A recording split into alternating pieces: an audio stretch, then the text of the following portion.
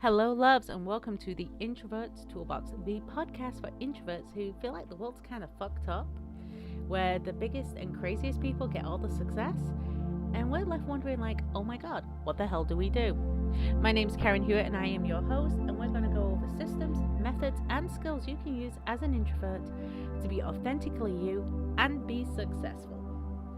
So, subscribe and share this on your social media, and don't forget to give us 5 stars, and let's get started.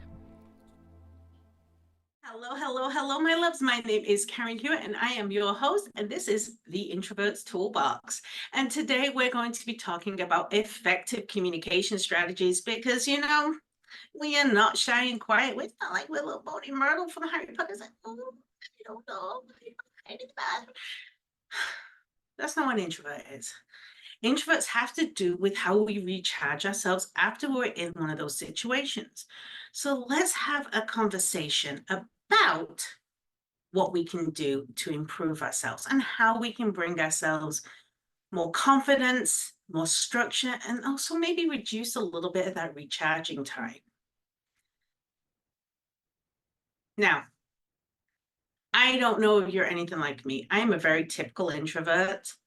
I am very quiet and I fade into the background a lot, especially at events. I tend to stay at the back of the room. I tend to be very, very observant. Okay. And this is actually a skill set. This is a strength that introverts have. It's our ability to be observant. But another piece that comes along with that is we are very, very good at something called active listening. Now, what is active listening? Active listening is paying attention to what people are saying, taking into account their thoughts and what they're expressing, processing it, and then giving a thoughtful response. Now, here's where the stress part comes in. We feel like we have to immediately respond, like, I just finished talking. Let's talk now. No, I want you to take a couple of tips, and these are very simple things that you can put into your life that allow you to engage in active listening while giving yourself processing time as well as giving thoughtful response.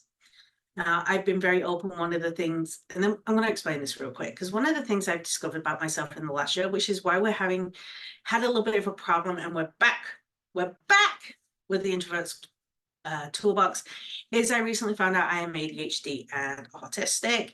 So my processing time's a little different, but I sometimes speak too quickly to show that I really care. So I've had to learn to slow down. So here's things that you can do.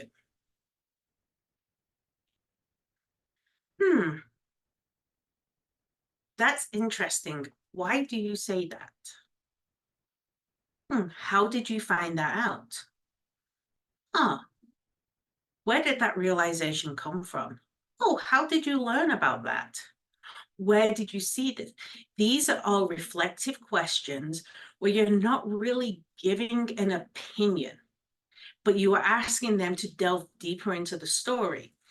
This also allows them to monopolize the conversation, talk 3 times to your 1 without feeling on the spot.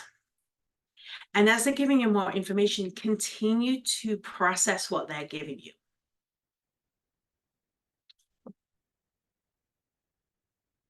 So when it comes down to active listening, there's really 3 skill sets that you're having here. One is paraphrasing.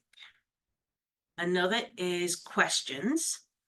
And the last one is empathetic listening. So the empathy, I'm giving you 2 examples already. The empathetic, I see. Okay. That's interesting. Now, if you use that one too much, it really sounds like you're tuning them out. Ooh, flower. It sounds like you're tuning out. So you have to be very limited with that empathetic listening skill. You have to listen, but your responses need to be cooler and toned down, because if you use a lot of them, they think you're tuning out.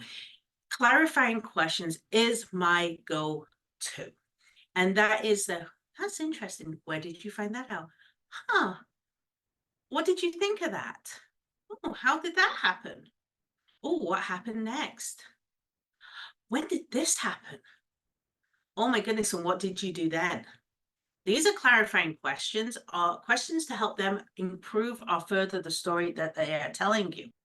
You can also paraphrase what they told you. For example, oh, so what happened when you went into the store to buy that shirt?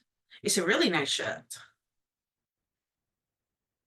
Oh, well, tell me what happened next in that board meeting. I mean, you're telling me that you said A and B because they were suggesting this. I can see your logic, but you continue to ask them to bring up more to the table. You continue to ask them to share more and give more. This active listening skill is something that I would highly recommend any introvert really lean into. You already have the skill, it's already there. That process is already where it needs to be. What you just need to do is you need to lean in so you can dig down and get more skilled at it and more productive with it. What this does for you as an introvert is it allows the other person to talk 3 times as much and you to interact a quarter of the time. This should, in theory, limit how much recharge time you do need because you've had to be present 25% of the conversation instead of 50 or 60 or 75%. It stops you having to carry the conversation and it allows you to do what you're best at, observe and listen. My second tip is about setting your boundaries. Oh my gosh, this is the hardest one for any introvert that I have ever met to learn, okay? So setting your boundaries in many different ways, especially when you're doing communication. You are going to have different people who have different styles of communication. And for example, you may have someone who texts you 1 word at a time, or sends you 50,000 emails for something that could have been done in 2 sentences, or they call you for every little detail and they expect to take 2-minute phone calls 8 times in an hour in order to get something achieved. This is challenging because an introvert, I don't know about you, but I'm not one for confrontation. It really stresses me out. It makes me feel like,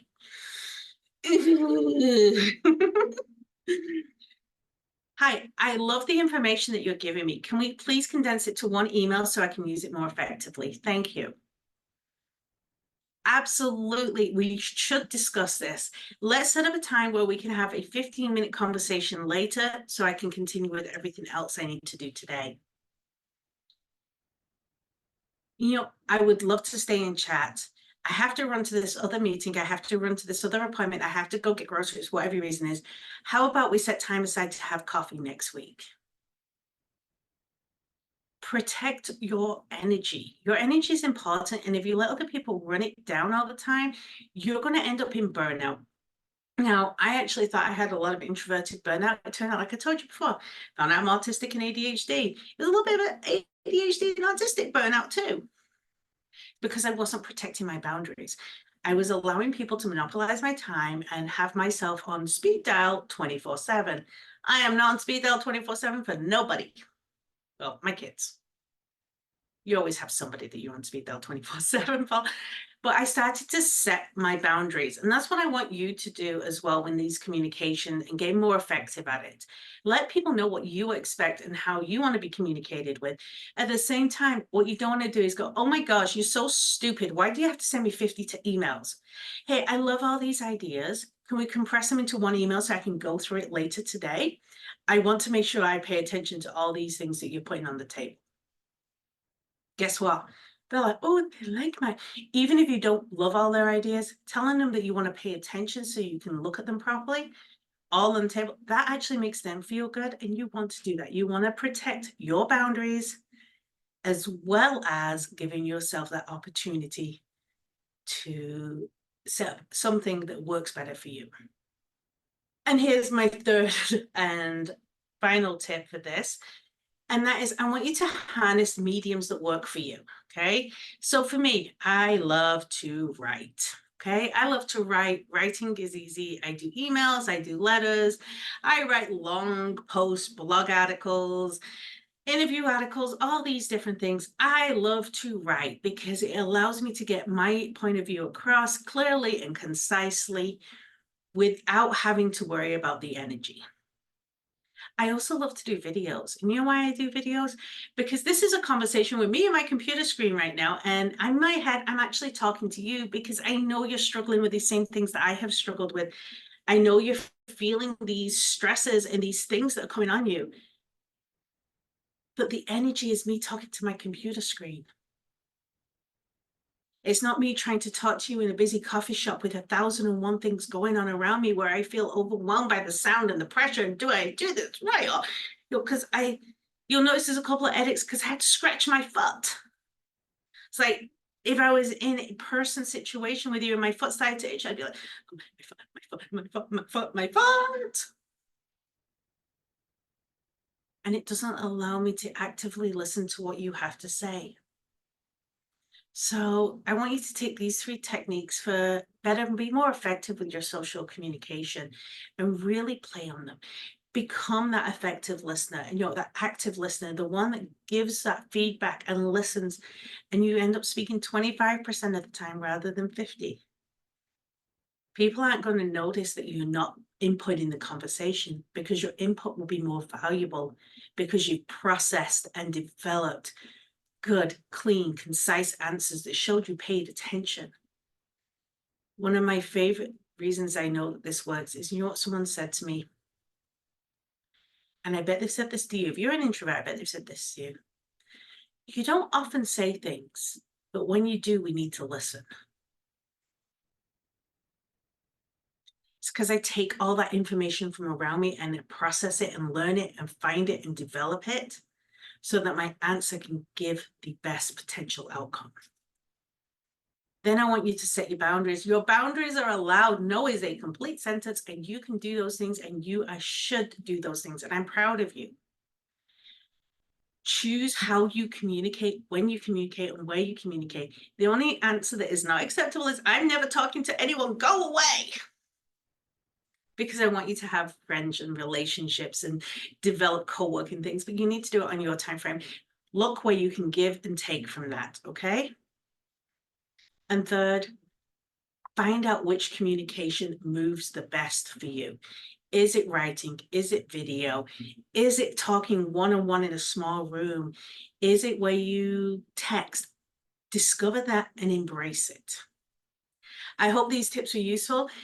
Let me know which tip you're going to take on and how you're going to use it. And join us for the next episode of the Introvert's Toolbox. Talk to you soon. Bye, loves. Thank you for listening to another episode of the Introvert's Toolbox. Don't forget to like and subscribe. And you know what? I want to know, what is one thing you learned today? Is there something that you're going to take and use in your life or your business? Let me know below.